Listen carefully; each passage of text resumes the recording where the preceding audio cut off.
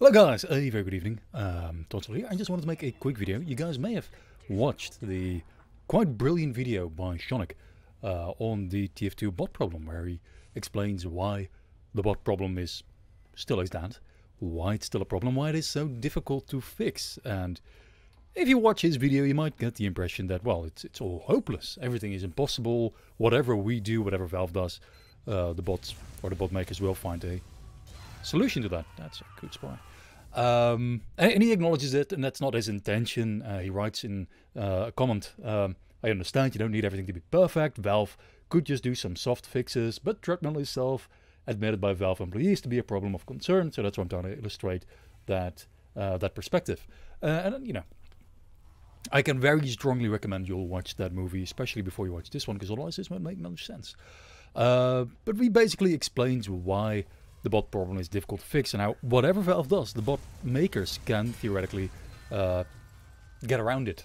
They can make artificial accounts, no matter how difficult it is. They can bypass captchas, they can bypass a requirement to have phone numbers, etc, etc. And it's all very valid. It's all very good, sensible critiques, very well researched. It's truly an amazing video that I can very strongly recommend, even though it is quite long. And I just wanted to say, at one point he mentions that, you know, you can make a machine learning algorithm to detect, basically, you know, whenever, oh crap, whenever a bot or whenever a player, potential player, becomes too good,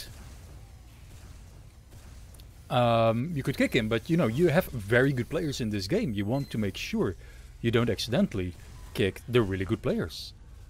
Are you a spy? No, that's a spy.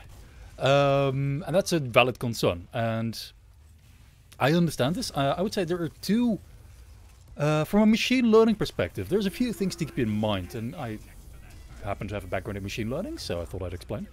First of all, you need data. You can't just look at video. Well, you can, but it takes massive, truly massive amounts of CPU power. So what you want is simple metrics, like for example, how often does somebody hit a headshot? You know, it's a very simple metric. I am so dead. Or not.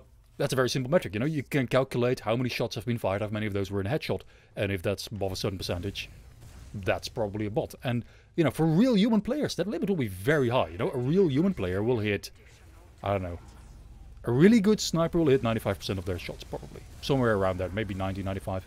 I don't know what the upper limit is, but the very best player, imagine the very best player in the game, they'll be hitting 90, 95% of their shots will be headshots. Can't deny that.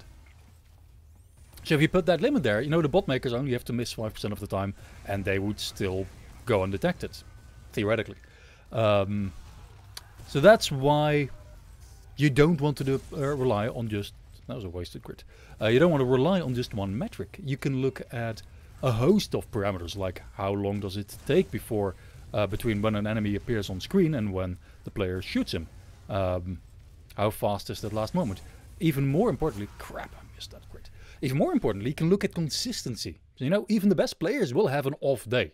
You know, there is no player in the world who will play 20 hours a day and hit 95% of their headshots. Not a one. That's something what robots would do. So that's one parameter you could train your neural network or your machine learning system on, saying, hey, these, hello spy, this player is too consistently good. They're not just too good, they're too consistently good. I do waste all my crits. So that's one other thing that we can train that network on. So it's not impossible.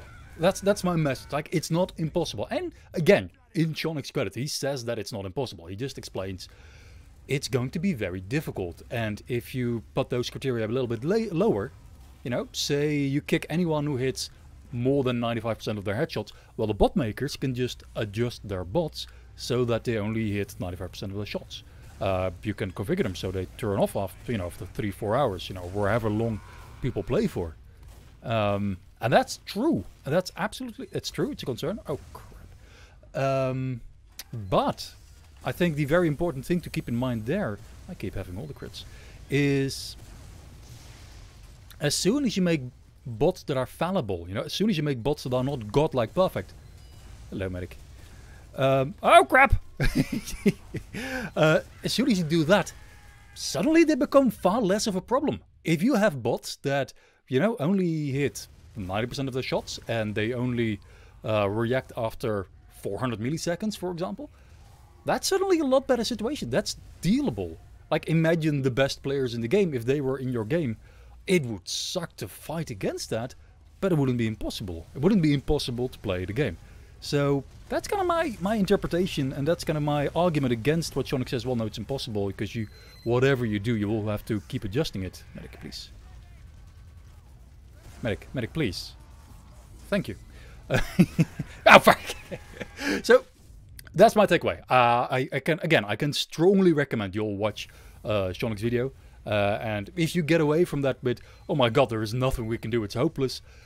Don't worry, it's not hopeless. He's just, he's framing that video in a way to explain why the bot problem persists, why it is a very difficult problem to solve.